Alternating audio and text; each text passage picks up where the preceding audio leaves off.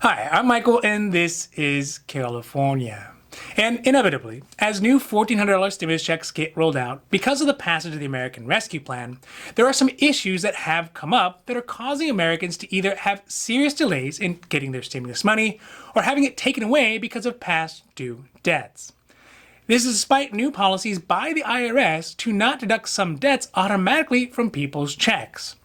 Furthermore, some tax preparation companies, that would be like TurboTax and H&R Block, are having a reoccurrence of the issues many of their customers experienced in the first round of stimulus checks, where their money is going into the wrong accounts.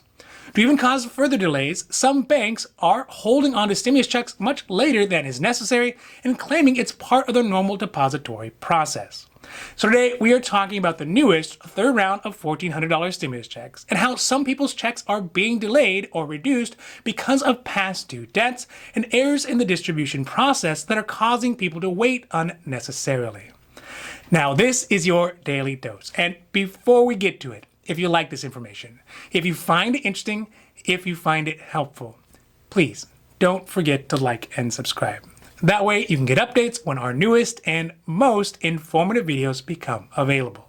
First, let's talk about some Americans who are losing a portion, if not all, of their $1,400 stimulus checks because of creditors getting to collect on past due debts first. In the last two rounds of stimulus checks, the IRS had been one of the biggest culprits of reducing people's stimulus checks if they had back due debts to the federal government. This could have been past due child support, unpaid federal taxes, and Social Security debts, or even student loan debts. This resulted in thousands of Americans never actually getting any of the support that they desperately needed in the first two rounds. But on Monday, according to the National Taxpayer Advocate blog, for the third round of stimulus checks, the IRS has said it will, quote, exercise its discretion to refrain from offsetting stimulus payments to satisfy federal tax debts, end quote.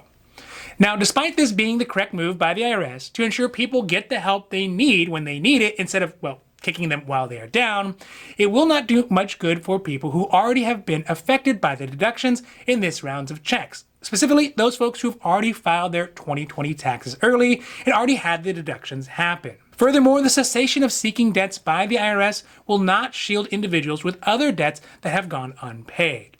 This could be a range of different types of debts and can include things like unpaid state taxes, overpayments, private lending, and certain federal benefits.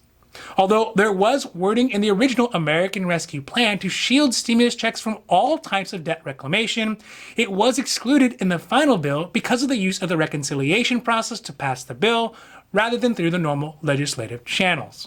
Another issue that has been causing unneeded delays in people getting their stimulus checks is a problem that many clients of tax preparation companies like TurboTax and H&R Block have experienced in the last two stimulus checks and yet again in this third round. According to both tax preparers, the issue has largely been resolved and only a very small group of their clients have had these problems.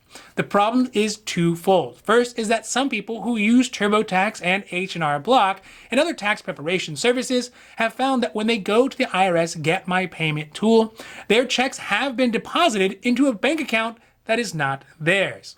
Last year it was discovered that these bank accounts are often a pass-through account that the tax prep services use as a holding vehicle for people's returns until they can get sent out.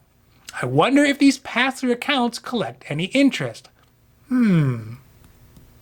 Other times people found that their checks had been sent to a closed bank account even after they had updated their payment and contact information through the tax prep services in the last round of taxes.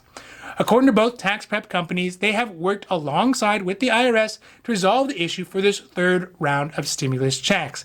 But there are still many Americans who are having the same issues this time around.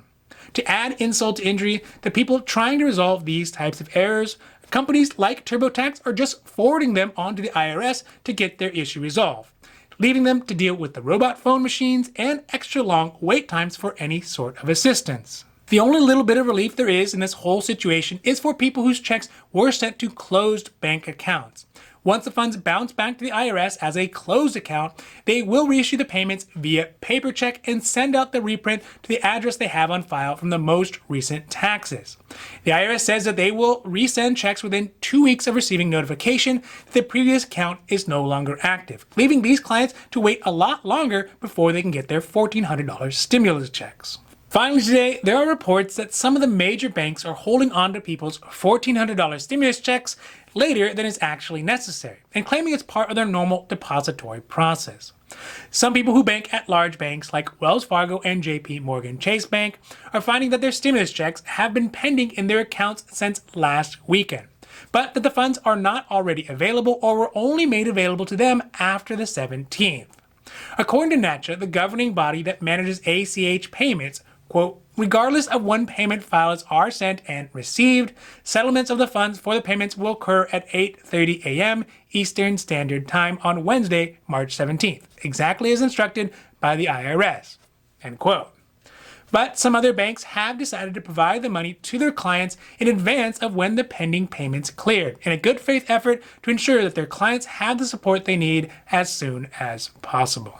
The reality of the situation is that we live in a complex world, which is only made worse by the fact that so many people are in desperate need of their stimulus checks right now.